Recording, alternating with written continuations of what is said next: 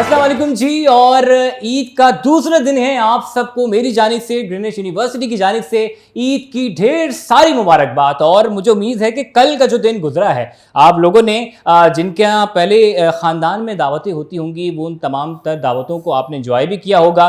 और जो शादीशुदा जोड़े हैं, उन्होंने जो है वो हाज़िरी लगाई होगी थोड़ी देर की ही, क्योंकि अमूमन पाकिस्तान में ईद का तीसरा दिन सरकारी सतह पर यौम ससुराल के नाम से मनाया जाता है, तो वो तीसरे दिन आप यकीनन कल मनाएंगे। लेकिन आज का जो दिन है, अमूमन अक्सर जगहों पे आज के दिन लोगों के घरों में दावतें होती हैं। तो हमारे पास कुछ ऐसे लोग मौजूद हैं जिनके तवस्सुस से, जिनकी काविशों से ये ट्रांसमिशन आप तक पहुंच रही है। और ये वो दो लोग हैं जिनके बगैर बहुत सारे लोगों का काम नामुकम्मल रहता है। तो मैं अब आपके और अपने इन मेहमानों के दरमियान ज़्यादा हायल नहीं होना चाहता। मैं बढ़ूंगा। सबसे पहले मेरे पास मौजूद हैं अपने चेहरे पर मुस्कुराहट रखे हुए, मुनफरिद लबो लहजे के मालिक, एक मुनफरिद अंदाज रखते हैं, बड़ी संजीदा गुफ्तगू में बड़ी गहरी बात कह देते हैं। सर फहाम मक्की हमारे साथ मौजूद हैं। सर, ईद मुबारक, कैसे हैं आप? वालेकुम सलाम, ईद मुबारक आपको भी वकार। सर बहुत शुक्रिया, आपकी आमद का बहुत शुक्रिया। आपको कैसी लग रही है हमारी ग्रीनिच यूनिवर्सिटी की मीडिया टीम की काविशें सर? अल्हम्दुलिल्लाह, अपनी टीम को देखते हुए, हमारी अपनी टीम को देखते हुए बहुत खुशी हो रही है। हर आदमी की अपनी काविश, अपनी एक डेडिकेशन, क्या बात है सर। ओनरशिप बॉस जो नज़र आती रहती बॉस है हमेशा। और इनके साथ तशरीफ़ फरमा है, इन्हीं के बड़े अच्छे दोस्त हैं। बड़ी अच्छी गुफ्तगू होती है जब दोनों दोस्त साथ बैठे होते हैं, और बड़ा एक दिलचस्प माहौल बन जाता है कि जब दो दोस्त मिल के एक इदारे को अपना बेस्ट देने की कोशिश कर रहे हैं और वो उसमें कामयाब भी हो जाते हैं। तो आज जो हम बात करेंगे, ईद के दिनों पर तो बात करेंगे, ईद कैसे सेलिब्रेट करते हैं उस पर तो बात करेंगे, मगर मैं चाहूँगा कि वो जो गुफ्तगू दो लोगों के दरमियान होती है, वो जो मीडिया लैब के पीछे दो लोग बात चल रही होती है, दिलचस्प बात चल रही होती है, और कभी कभार गुस्सा भी हो रहे होते हैं, लड़ाई भी हो रही होती है, उसमें क्या ऐसी बातचीत होती है ये भी हम जानेंगे। तो मैं आप दोनों मेहमानों को खुशामदीद कहूँगा। बहुत शुक्रिया, आपने आज के ईद के दूसरे दिन हमारे लिए वक्त निकाला। सबसे पहले मैं सर आपकी तरफ आऊँगा। सर, मुझे ये बताइएगा कि ईद की नमाज कल आपने पढ़ी होगी सुबह, आपके यहाँ क्या रूटीन है? ईद की नमाज के बाद क्या, किस तरीके से ईद का दिन मनाया जाता है? सबसे पहले तो ईद मुबारक आप तमाम दोस्तों को, देखने वालों को ईद मुबारक। और ईद की दिन की खुशियाँ तो एक अलग ही हैं, लेकिन आज हम उम्र के इस हिस्से में हैं कि जिन्हें हम ईद पढ़ने के बाद सबसे पहले जाके ईद मुबारक कहा करते थे, आज वो लोग हमारे घर में मौजूद नहीं हैं। आज हमें उनके लिए कब्रिस्तानों का रुख करना पड़ता है और उनको जाकर ईद मुबारक कहना पड़ता है। तो वो जो एक खला है वो अपनी जगह पे बिल्कुल है। और ये दूसरा साल है वालदा के बाद, तो वो एक खला बिल्कुल अपनी जगह पे रहेगा। लेकिन खुशियों का दिन है, ईद का दिन है, तो अगेन बच्चों के साथ मिलना, बच्चों के साथ जाके नमाज़ पढ़ना, फिर जिस तरीके से आपने बताया कि ससुराल और इस तरीके के मुख्तलिफ और लोगों के पास, रिश्तेदारों के पास जाना, ईद लेना, ईदी देना, ईदी लेना, ये सारे रवैये शुरू हुए हुए होते हैं, तो ये अच्छा लगता है। ठीक है सर, मैं इस सवाल के साथ ही आपको एक ऐसे सवाल में उलझाना चाहता हूँ जिसका मुझे उम्मीद है कि आप बड़े बेहतरीन अंदाज में जवाब देंगे। सर, आपको पता है कि ईद के तीसरे दिन यौम ससुराल मनाया जाता है और वो ससुराल जाना कितना आम होता है। अगर सर फहाम मक्की की ज़िंदगी में कोई ऐसा वक्त आए कि एक जानिब ग्रीनिच यूनिवर्सिटी की जानिब से कोई काम हो जो कि आपने उसी दिन अंजाम देना हो, और उसी दौरान उसी वक्त आपने ससुराल भी जाना हो, तो सर फहाम मक्की कौन से रास्ते का इंतखाब करेंगे? अच्छा, ये तमाम लोगों की नॉलेज में है कि ऑलवेज़ वर्क कम फर्स्ट। और जिस तरीके से आपने बताया, तो पिछले दिनों मेरी बेटी की सालगिरह थी। सर आप देखें, जो भी जवाब दें ये जो है वो हमारे पास जा भी रहा होगा, लोग देख रहे हैं इस वक्त सामने।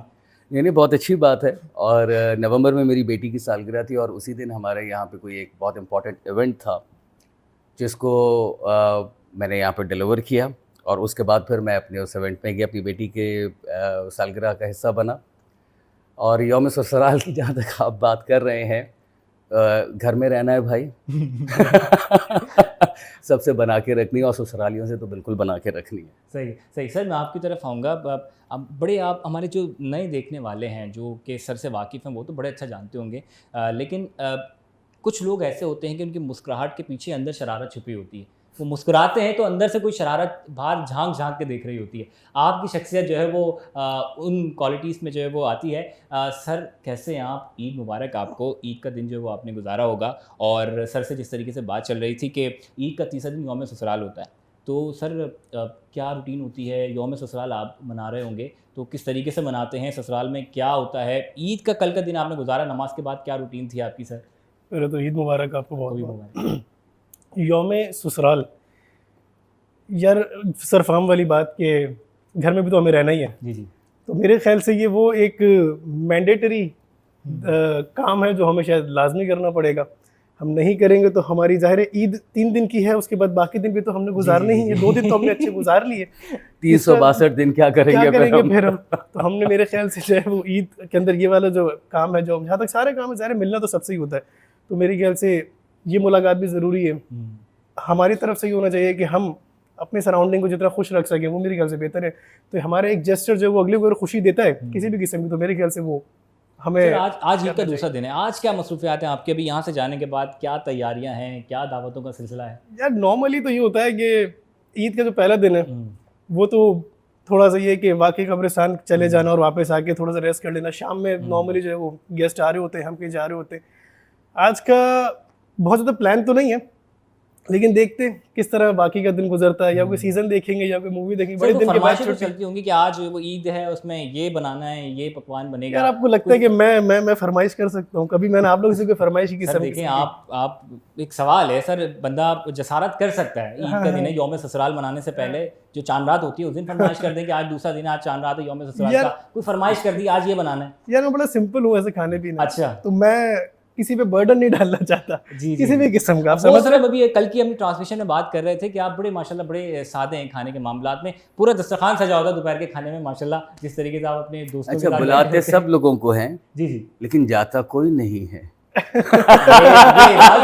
बात सही है। अच्छा सर, अब मैं आप दोनों की तरफ आता हूँ। आप सिर्फ मैं आपसे पूछूंगा, बड़ी अच्छी आप दोनों की दोस्ती है। अल्लाह मियां जो है वो ये दोस्ती को सलामत रखे, इस साथ को सलामत रखे, इस इदारे को और ग्रीनिश फैमिली को सलामत रखे। किस तरीके से आगाज़ हुआ दोस्ती का? कब आपकी जो है वो बातचीत ज़्यादा बढ़ी? थोड़ा सा इस पर नज़र डालिएगा। अच्छा, पहली मुलाकात जो तलहा रफ़ीक से हुई, हमारी एक व्यूअर्स मीटिंग थी, उसमें डिस्कशन हो रहा था डिफरेंट कोर्सेज़ को लेकर। तो फिल्म डोमेन मेरे पास है, तो फिल्म के ऊपर डिस्कशन हो रहा था, तो कुछ हार्ड कमेंट्स मैंने वहाँ पे अपने HOD के सामने रखे। और HOD की ये खूबसूरती है कि वो सजेशंस हों या क्रिटिक हो तो उसको उसी तरीके से ले भी रहे होते हैं। एज ए टीम लीडर वो हमें लेके चल भी रहे होते हैं। तो वो मेरा पहला इंटरेक्शन था तलहा के साथ। उसके चंद दिनों के बाद ये हमारा हिस्सा बन गए, इस यूनिवर्सिटी का प्रॉपर हिस्सा बन गया। उस टाइम पे ये विजिटिंग फैकल्टी का हिस्सा थे, तो यहाँ से एक बाउंडिंग शुरू हुई। फिर मास्टर्स की एक दिन क्लास थी मेरी, शेड्यूल हुई, नया सेमेस्टर लॉन्च हुआ। जैसी क्लास में मैं एंटर हुआ तो एक चेहरा मेरे सामने बैठा हुआ है और वो तलहा रफ़ीक है। अच्छा, मतलब मेरा दोस्त एक शागिर्द की शक्ल में भी मेरे सामने आ गया। तो दोस्त को पढ़ाना थोड़ा सा मुश्किल हो जाता है, क्योंकि उसमें फिर एक रवैया मुख्तलिफ रहता है। लेकिन शायद मैंने कोशिश की कि एक उस्ताद और शागिर्द की एक लाइन खींच सकूं, और इन्होंने बहुत अच्छा डिलीवर किया उसको। उसके बाद फिर तो एक अच्छा एक रवैया चलता रहा। सर मैं आपकी तरफ आऊँगा। सर फ़ाहम हकी को आपने कैसा पाया? अगेन जब हमारी फर्स्ट मीटिंग हुई थी उस BOS के अंदर, तो आफ्टर द मीटिंग ये रियलाइज़ मैंने कर लिया कि टेक्निकल साउंड बंदा जो है वो मैंने वहाँ पे देखा, क्योंकि जो डिस्कशंस हो रही थी प्रोडक्शन के हवाले से, तो मुझे वो नहीं मिल रही थी। तो मैं सोच रहा था यार मैं कहाँ बैठा हूँ, वो बात क्यों नहीं आ रही जो मैं सुनना चाह रहा हूँ। लेकिन जब सरफाम की तरफ वो चीज़ आई, तो वो जो एक उनका जो एटीट्यूड था, जिस एटीट्यूड से उन्होंने उस प्रोडक्शन की बात की, वो मुझे लगा कि वाकई बड़ा साउंड पर्सन जो है वो मेरे सामने उस वक्त बैठे हुए। तो वहाँ पे एक अच्छी कॉन्वर्सेशन हुई। इस वक्त मैंने एक सजेशन दिया था कोर्स के बारे में, सरफाम ने उसका अपोज किया। सही, ठीक है। तो मुझे अच्छा लगा कि हाँ चले। अच्छा, बाकी किसी ने अपोज नहीं किया, उन्होंने उस वाहिद कोर्स को अपोज किया कि नहीं ऐसे नहीं, ऐसे ही होना चाहिए। वहाँ से हमारी पहली जो है बातचीत शुरू हुई थी। जब मैं सोशल मीडिया को देखना शुरू किया, डिजिटल मीडिया देखना शुरू किया, तब उसके बाद सरफाम के साथ कुछ ज़्यादा अंडरस्टैंडिंग बनी, क्योंकि इनका काम जो है, इनका बेसिकली जो प्रोडक्शंस का काम है, मीडिया हैंडल कर रहे होते हैं। उन मीडिया फुटेजेस को, वीडियोज़ को, जितनी भी चीज़ें उनको लगाने का और उसको डिस्प्ले करने का काम मेरा है, उसको मार्केट करने का। तो वहाँ से थोड़ी सी अंडरस्टैंडिंग हमारी ज़्यादा बेहतर शुरू हुई। फिर दोनों टेक्निकल यादगार वाकया जो आपको अगेन मैं मानूँ सबने पूछूँ कि अगर सर फ़ाहम का कोई ऐसा वाकया इनके साथ कि 20 साल बाद पूछा जाए आपको सर फ़ाहम का नाम सुनते ही जो है वो वाकया याद आ जाए, कोई ऐसा वाकया सर पान के साथ? बहुत सारी चीज़ें हैं, अभी इस वक्त कोई चीज़ आपकी तो ज़हन कोई में एक है? आध चीज जो कौन सी वाली? बड़ी पता खास नहीं। उनकी तरफ से पूरी इजाजत है सर। यार कोई उनके एक जो वो बात। लफ्ज़ है ना, कुछ रवैये जी कि जी बहुत सारे रवैये होते हैं। अब ये रवैये का वर्ड मैंने हर जगह पे नहीं सुना, इनके मुंह से कहीं पर भी रवैया फिट हो जाता है कि बॉस, एक तो ये वर्ड बॉस और एक रवैये, कि इस काम को करने के कई रवैये हैं। मैं सोच रहा हूँ इस काम करने के कई रवैये हैं, नहीं समझ में आता। तो ये कुछ 2-3 वर्ड्स जो है इनके बड़े, और ऊपर से जब एग्रेशन में आते हैं, फिर जब वो शेरो शायरी निकलती है, जब वो उर्दू निकलती है ना, वो बड़ा मज़ा आता है। क्या बात है, क्या बात है सर। यही सवाल मैं आपकी तरफ लेके आऊँगा सर। सर की क्या बात आपको पसंद है बड़ी, और कोई भी ऐसा कोई वाकया, कोई किस्सा आप इनका सुनाना चाहें हमें? नहीं, जैसे कि आपने शुरू में ही तलहा की बात करते हुए इंट्रोडक्शन में कहा, मुस्कान। कोई भी इनको बात कहते हैं आप, तो इनके चेहरे पे एक मुस्कान आ जाएगी, तो वो सारी चीज़ें वहाँ पे सेटल्ड हो जानी है। 10 मिनट लेट क्यों हुए हो? सर आपको तो पता ही है क्यों हुआ होऊंगा। अच्छा जी, तो ये इस तरीके से। और जहाँ तक रवैये या और दूसरी चीज़ें, जिस तरीके से बात की, अल्फाजों का चुनाव हमेशा ज़िंदगी में एक अहमियत बेशक रखता है। बेशक किसी भी किस्म का एक्सप्रेशन हो, और अल्हम्दुलिल्लाह हमारी पूरी टीम, बाबा सजील हो, मुमताज़ हो, अली हो, वकार, तलहा, वो सारे लोग एक जान होकर काम करना, बेशक है। ये यूनिटी हम में शायद पहले भी थी, लेकिन कहीं ना कहीं हम इससे चूक जाते थे। और अल्हम्दुलिल्लाह एक यूनिटी जो अब हमारी पिछले काफ़ी अरसे से एक बॉन्डिंग हमारी चल रही है, तो अगेन वही वाली बात आ जाती है कि आप किस अंदाज से अगले वाले से बात कर रहे हैं, उसको किस अखलाकियात से आप उसको उस बात का जवाब दे रहे हैं। बातें तो होती रहती हैं और रवैये तब्दील होते रहने चाहिए। क्या बात है। अच्छा जी, अब मैं सर आपकी तरफ आऊँगा। मुझे आप ये बताइएगा कि ईदी देने में ज़्यादा मज़ा आता है या ईदी लेने में मज़ा यार आता है? लेने में, यार लेने में। सर आप ईदी, सर से कितनी ईदी लिया आपने? यार मेरी फर्स्ट टाइम होगी इनके साथ अच्छा। ईद। वैसे लास्ट टाइम मैं यहीं पर था लास्ट ईद पे भी, लेकिन इतनी हमारी इतनी कोऑर्डिनेशन थी नहीं। सो इस दफ़ा फर्स्ट होगी, देखते सर कितनी ईदी देते हैं। सर क्या इरादा है, बड़े कितनी हैं। ईदी देनी है इस दफ़ा? यार ईदी लें, जितनी चाहिए लीजिए ईदी। सर कितनी ईदी लेनी चाहिए आप? यार एक नोट मेरे ख्याल से 5 के आगे 3 0 लगा हुआ तो होना चाहिए। सर देखें, फैसला अभी ये कैमरे के सामने फैसला हो रहा है। सर ये कबूल है फिर ये? हाँ, जैसे मैं कल की ट्रांसमिशन आपकी देख रहा जी, था, जी। उसमें गालिबन किसी एक हमारे फैमिली में से किसी एक मेंबर ने सर कहा था कि हादी साहब, सईद सर साहब हादी जो हैं साहब, वो हाँ। 5,000 रुपये का नोट देते जी हैं। जी जी जी। तो यकीनन एक तो उस लाइन में अब हम सब भी खड़े रहेंगे और देखते हैं, क्योंकि ईदी लेकर फिर आगे कहाँ बढ़ानी है, फिर वो वाला एक रवैया हम देखेंगे। सर मैं बस अब आखिरी एक सवाल लेके आऊँगा, और ये वो सवाल है जो शायद आप इससे बहुत प्यार करते होंगे इस सवाल से। सर ईद का जो दिन होता है, माँ बाप को सबसे ज़्यादा खुशी होती है अपने बच्चों को ईद पर तैयार देख के, उनको ईद के हिसाब से तैयार देख के। सर आपको क्या खुशी महसूस होती है जब बच्चे आपके तैयार होके आते हैं? अच्छा, इससे पहले मैं ये पूछना चाहूँगा कि आप ईदी नमाज़ पढ़ के आते ही देखते हैं, या आपके भी हमारी तरह रस्म है कि भाई पहले तैयार हो फिर ईदी मिलेगी? नहीं, तैयार तो बिल्कुल होना चाहिए। और ये रवैया, क्योंकि बिल्कुल रिवायात का बहुत अहम किरदार है, और ये ख़ासियत बिल्कुल पाकिस्तान की, कराची की ये बिल्कुल रही है कि मियाँ उसी वक्त ईदी मिलेगी जब तैयार होकर आओगे। तो ये हमने अपने बड़ों से भी यही सीखा, आज अपने छोटों को भी यही सिखा रहे हैं कि जब तक नमाज़ पढ़कर वापस आएँ तैयार होने चाहिए, शीर खुरमा बना होना चाहिए, तो फिर ईदी मिलेगी, वरना नहीं मिलेगी। क्या बात है, सही। सर मैं आपकी तरफ आता हूँ। आपकी माशाल्लाह बड़ी प्यारी सी छोटी सी शहजादी है, जिमल नाम है। जिमल। और सर बाप और बेटी का रिश्ता तो बड़ा ही एक खूबसूरत रिश्ता होता है। क्या तैयारियां हैं और किस तरीके से आपने उनकी तैयारी की ईद के लिए? यार अभी तो जो तैयारी की उसी की है। अच्छा। कि यार वो अच्छा, क्योंकि लास्ट टाइम ये 1.5 साल की होगी, तो लास्ट टाइम बहुत ही छोटी थी। अच्छा। अब ये है कि थोड़ा सा वो बोलना शुरू किया है उसने, वो समझती है चीज़ों को, तो ये ईद थोड़ी सी जो है बड़ी मज़े की रही उसके साथ। और मेरे ख्याल से जब से वो आई है, जब से वो हमारी समझे वो पहचानना शुरू हुई है, बोलना चाहिए, तब से लाइफ जो है बड़ी मज़े की हो गई है। यहाँ से जाने के बाद जब वो सारा टाइम उसके साथ निकल रहा होता है, रमज़ान में क्योंकि यहाँ की ऑफिस टाइमिंग थोड़ी सी कम थी, तो बाकी दिन उसके साथ गुजरता है। तो बच्चों से रौनक है। कई मरतबा ऐसा होता है कि आपके घर में बच्चे आते हैं, वो पूरे साल नहीं आते, वो ईद के दिन आ जाते हैं, क्योंकि माँ बाप तैयार करके लाते हैं कि बेटा तैयार को जाना, ईद ही मिलेगी वहाँ पे। तो मैं सोच रहा हूँ इस दफ़ा मैं भी यही सर करूँ। देखिए, आप एक डिपार्टमेंट के आप हेड भी हैं और एक नई जिम्मेदारी भी आपके कांधों पे आ चुकी है, तो यूँ आप दो जो है वो जिम्मेदारियां लेके अपने चल रहे हैं और इंशाल्लाह ये खुशखबरी जो है वो आपकी ज़बानी ही जो लोगों तक पहुंच भी जाएगी। सर, अब मुझे ये बताइएगा, आपके डिपार्टमेंट का सबसे चहीता बंदा आपका कौन है और कौन सा ऐसा बंदा है जिससे आप बोलते हो कि यार ये बंदा जो है वो बस बहुत परेशान करता है? यार बात है सर, बिल्कुल। यार देखिए, मेरी ना प्रीवियस जो एक्सपीरियंस रहा वो मैंने, मेरे अंडर काफ़ी सारे लोग रहे। यहाँ थोड़ी सी टीम छोटी है, बट प्रीवियसली 40-50 लोग तो मेरे साथ रहा करते थे। और होते हैं चहीते, लाजमी होते हैं। जो चहीता होता है, मैंने एक जगह सुना था, जो चहीता होता है वो सबसे अच्छा डिलीवर कर रहा होता है। तो अगर आप किसी को भी चहीता बना लेंगे, वो अच्छा डिलीवर करना खुद ही शुरू हो जाएगा। तो ये मैंने अपने एक्सपीरियंस से सीखा, मैंने सबको चहीता बनाया, इंडिविजुअली सबके साथ बैठा हूँ, बात की है। अभी मुझे लगा कि यार 2 लोग नहीं एक है, तो मैं उसके साथ बिठा लेता हूँ अपने साथ। तो मैंने इंडिविजुअली सबको ये फील करवाया कि तू ही मेरा चहीता है, तभी तो अच्छा डिलीवर करेगा। वो चाहे मीसम हो, चाहे अफशा हो, चाहे असगर हो, चाहे मैं शाजिया हूँ, सबके अपने अपने ज़ाहिर है, हर बंदे के अपने इंडिविजुअलिटी है और हर बंदा अपने मिजाज के साथ काम करता है। उसके मिजाज को समझना और उससे काम करवाना, यही तो एक आर्ट है। तो इसमें हम थोड़ा सा बेहतर है इस काम में। क्या बात है। और ये दोनों जो लोग बैठे हैं, ये दोनों ही इसी खूबी का माहिर हैं, क्योंकि जिस तरीके से आप सरबराही करते हैं अपने बंदों की, अपने लोगों को जिस तरीके से आप सपोर्ट करते हैं, इसकी वाकई कोई मिसाल नहीं। और ये ग्रीनिच यूनिवर्सिटी का खासा है कि यहाँ पे सब अपने से छोटे को वही वैल्यू देते हैं जो कि अपने से बड़े को देते हैं। ये बड़ी खास बात है। सर फाहम भी यहाँ मौजूद है, मैं इस बात की तायद करूँगा। मैं यहाँ बैठा हुआ हूँ, ये दो वो शख्सियात ऐसी हैं, बल्कि यहाँ पे जितने भी बड़े मौजूद हैं वो सभी लोग ऐसे हैं जिनकी कोशिश होती है कि नौजवानों को आगे लाया जाए, इनके लिए रास्ते बनाए जाएं।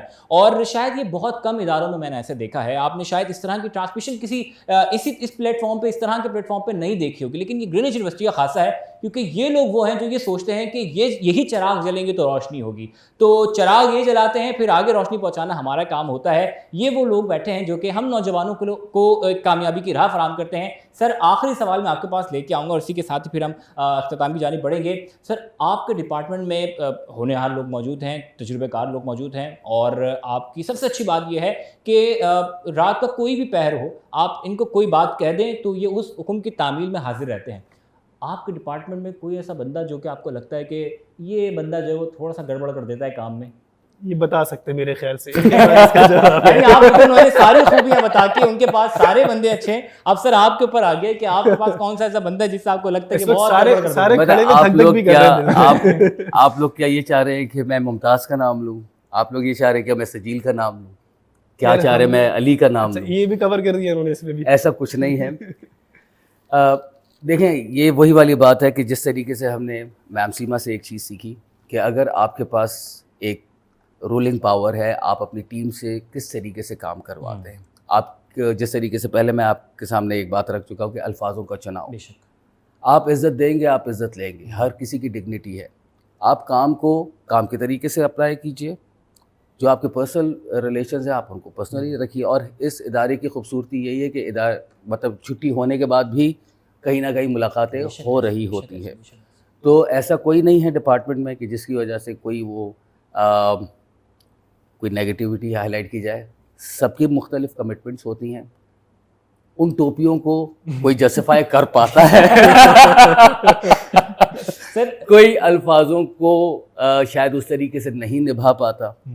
जैसे कि डिक्सन हमारा बॉय आए दिन बीमार होता है। क्यों बीमार होता है? क्योंकि उसका कहीं पे शो होता है। अच्छा, तो शो होता है तो वो जाहिर सी बात है कि वो सुबह उस टाइम पे रिपोर्ट नहीं कर सकता, तो उसको क्या लिबर्टी दे सकते हैं हम? ठीक है। फिर उसके लिए जुनेद साहब से जाके रिक्वेस्ट करना, और भाई ऐसा नहीं होगा साईं, आप इस तरह क्यों करते हैं सर, ये इतने बजे तक काम करता रहा, ये इस तरीके से करता रहा। तो सब साथ मिलके चलेंगे बॉस, कभी भी अकेले नहीं जा सकते। अगर आप आगे बढ़ना चाहेंगे, कहीं डिक्सन से आगे के मराहिल भी तय करना चाहेंगे आप? मतलब वो पीछे से हाथ खड़ा भी कर रहा है कि मेरा नाम ले लें आप।